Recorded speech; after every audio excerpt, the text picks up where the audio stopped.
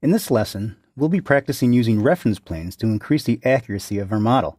Revit's an awesome tool to aid in the production of your project. However, you can still be just as inaccurate as if you're using CAD or even hand drafting for that matter. The one thing we need to make sure of is that we don't lose focus on the basics in terms of laying out a building. This is where reference planes come in handy. The objective of this exercise is to learn how to lay out a building using reference planes as a guide. Open the file you've been working on, or open the file called Chapter 3 and follow along. Now that you have your model open, make sure you're in Level 1 under Floor Plans. What we're going to do first is add a reference plane right up the middle of the building. On the Architecture tab and on the Work Plane panel, click the Ref Plane button. Notice that the temporary tab shows up to let us modify or place a reference plane, and we have the Draw panel. On the Draw panel, make sure that you have Line selected.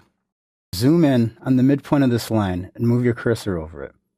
Move your cursor down or up until you see that midpoint snap. Be very careful because there's several midpoints here. We don't want to catch the wrong one. Make sure you're at the inside face and make sure you find that midpoint. Once you find the midpoint, pick it. Zoom out and extend the line all the way through the building. Hit Escape a couple times and you're good. Go ahead and select the reference plane. Notice that there's little grips on the ends of it. A grip means that you can select it and drag it. What I'd like to do is select this grip right here, hold down your pick button and drag it out to about here. Then hit Escape a couple times. The next thing we want to do is add 2 more reference planes, one above this one and one below it. What's going to happen is we're going to model a corridor coming off the back of this building, and we're going to use the reference planes as a guide. I'm all about the easiest way to do stuff, and the easiest way to add another reference plane when you already have one in the model is to right-click on it and go to Create Similar. Suddenly, we're launched into the Modify Reference Plane tab again. This time, however, on the Draw panel, I want to click the Pick Lines button. Now, in the Options toolbar, I want to give it an offset of 15 feet. Once this is selected, all we need to do is come down and hover over the top of the reference plane. Revit will put a temporary extension line above it or below it, depending on which way you mouse over the middle line.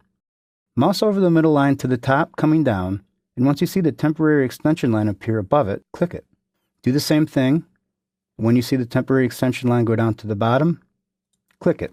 Hit Escape a couple times. One cool thing about reference planes is the fact that you can give them labels. Go ahead and select the middle reference plane. Over in the Properties, notice that we can give it a name. For the name, let's call it Center of West Wing. Hit Apply. Hit Escape. Another thing to point out is the fact that reference planes show up in every view. Let's take a look at the elevation over here, the west elevation. Remember how to open up an elevation? Zoom in on the little hat and double-click on it. Notice the reference planes are here. When we're laying out our building and we need to model something from one side of the building to the other, we know we have one strong established reference plane. Go back to Floor Plan Level 1, type ZA to zoom all, and save your model. So, can you model a building without reference planes? Yeah. But at least now you know you don't have to, and you don't have an excuse.